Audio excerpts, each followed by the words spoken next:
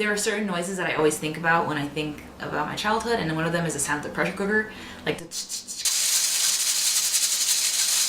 because it was always on in my house, like no matter what time of day that freaking pressure cooker was going.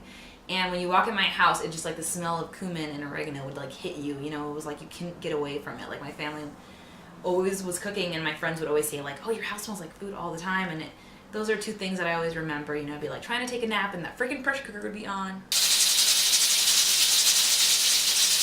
I'd ask my mom to turn it off and it would be this big fight.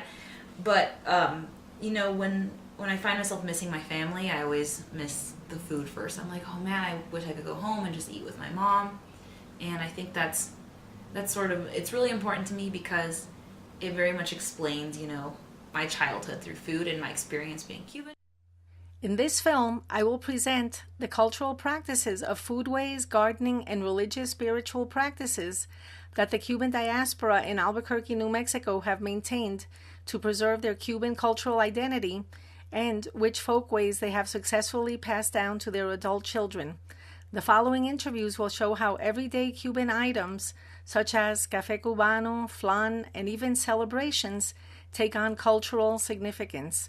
I became interested in this project because both of my parents are Cuban, and I grew up in neighborhoods in Hudson County, New Jersey, that had a heavy Cuban immigrant population. And moving to the Albuquerque area in 2009 with my boyfriend who works in the nuclear industry put me in touch with distant family members who had immigrated from Cuba and were resettled in Albuquerque by Catholic charities. Although not quite so popular as a resettlement area as, say, Miami, Florida, or northern New Jersey, Albuquerque, New Mexico was nonetheless an important area for Cuban migration due to resettlement assistance from nonprofit human services agencies, which included Catholic charities. There has been a steady passage of Cuban immigration to the United States since the Cuban Revolution of 1959, with the first wave of Cubans coming to Albuquerque in the early to mid-1960s. Llegó aquí, ya le tenían una casita de una iglesia, que la iglesia los ayudó, pero le dieron el primer mes, le consiguieron trabajo, que empezó a trabajar cuando primero llegó aquí. ¿Y cómo en qué año fue eso? En el 62, en junio del 62. In the 1990s, I believe that the administration of the United States was looking for relocation sites for Cubans in the United States, and I believe they looked at several locations, but they decided that Albuquerque, New Mexico would be a good resettlement site for Cubans. I think given our multicultural history, the fact that there are many Spanish speakers here, they felt it could be a welcoming place for Cubans. Called Cuban Haitian Entrant Program, and that allowed us to resettle Cubans here into Albuquerque through a government contract on how we serve them to bring them in. What that program meant was that through contacts in Miami, Cubans would come end up in Miami. Miami office would look at the different agencies around the country that had ability to take them, including here Catholic Charities here in Albuquerque. I was born in Havana, Cuba, and when I was a year old, my dad, he applied to the Elwan, which is the visa lottery in Cuba, held by the Americans during what was called the Periodo Especial. So I think it started in 95, and I think it's still going now. But so people's letters are picked, and my dad's letter was picked, and so when I was about a year and a half, we immigrated to the United States, me and my sister, my mom, and my dad, and we were resettled here in Albuquerque, New Mexico. So we were resettled through Catholic charities. And they would send them to us on a plane. We would know they were coming. We would welcome them at the airport, provide them with housing, case management services. There was a one-time welcome money amount that all Cubans were allowed to receive. I come in 1993 from Cuba. Give it back all that help, and I do it by doing some paintings and for Catholic charity, and they are permanent exhibition in the building. Pretty much I was blessing about what Catholic charity do for me. Then we helped them get a job, help them feel comfortable in the country, cultural orientation, and the services I believe were up for 6 months.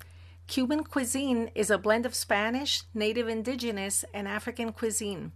Caribbean food systems are born out of biocultural encounters of foods, people, and lands through conquest, colonization, and slavery.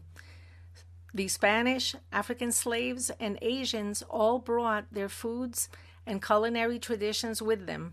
The ingredients, while similar to the ingredients found throughout the Caribbean, are combined in particular combinations to give them that Cuban sabor or flavor. I would say Cuban food is a type of food that is not very spicy, but it's very tasty. Cuisine is amazing. It's a combination of Spanish and native Cuban food. El frijol negro es como súper importante y con el arroz blanco. No usamos especies que son como fatty, todo es muy saludable. Mucho ají, ajo, cebollas, aceite de oliva. No es grasosa, la comida cubana no es grasosa. Lo real es que nosotros no somos un país, por ejemplo, yo pensando en otros ejemplos como puede ser Perú o México, que tiene una cantidad de platos variados muy grande. Nosotros no somos de mucha variabilidad en las recetas de comida, pero tenemos cosas muy específicas y muy típicas nuestras, muy que son platos y recetas de la comida española, por lo menos de la zona de Cuba donde yo vivía, que es la parte occidental. Son cosas que recibimos de la herencia cultural española, indudablemente. Vendría siendo lo que es el ajo, el ají, que viene siendo más conocido acá como el pimiento, el cilantro, la cebolla, el comino. Esos son ingredientes que no puede faltar en la comida cubana.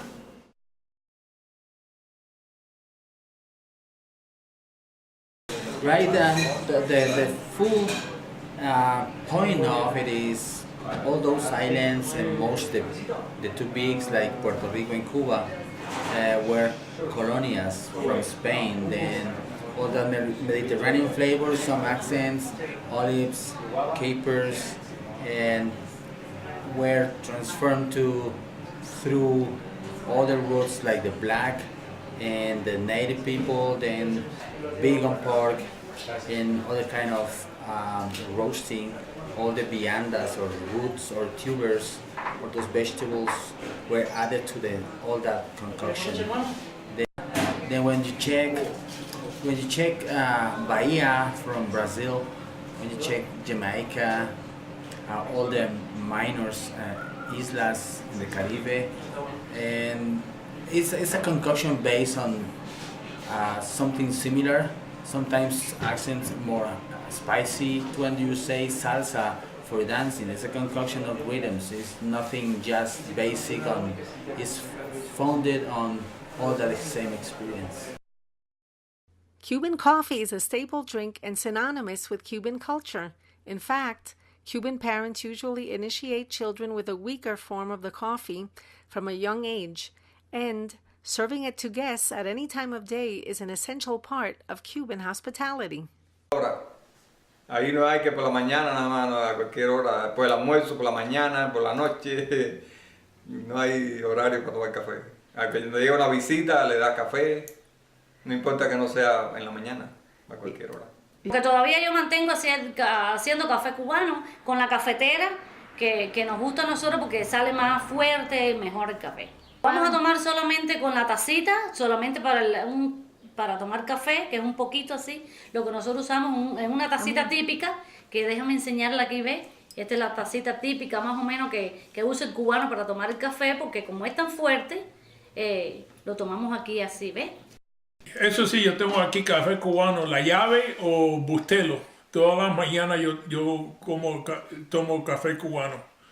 Me gusta un poquito más la llave. Con leche. And do you have any special way that you prepare it, or? Well, right now we use the café bustelo and some hot milk and sugar. That's about it. Do you have it often? Every morning with a slice of toast. This very popular dessert transcends cultures. It is popular not only in Cuba, but throughout Latin America, Spain, the Middle East, and Asia. Each region has its own variation in creating it. The essence of the flan is that the sugar is caramelized, just right. Not too burnt, but not too light either.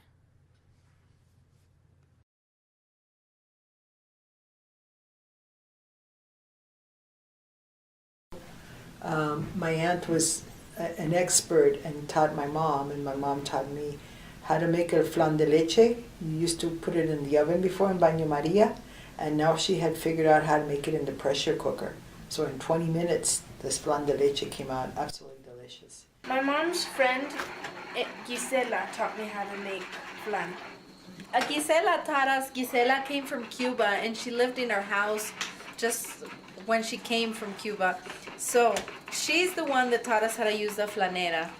I used to make it in the oven, which was a lot of work.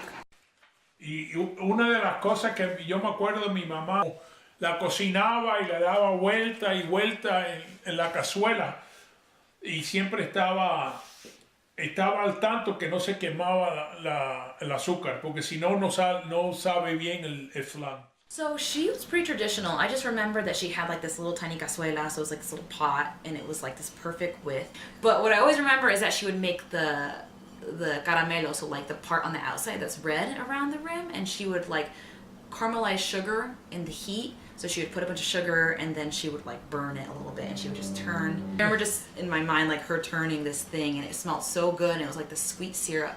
Done with that, my mom's gonna pour the sugar into the flanera.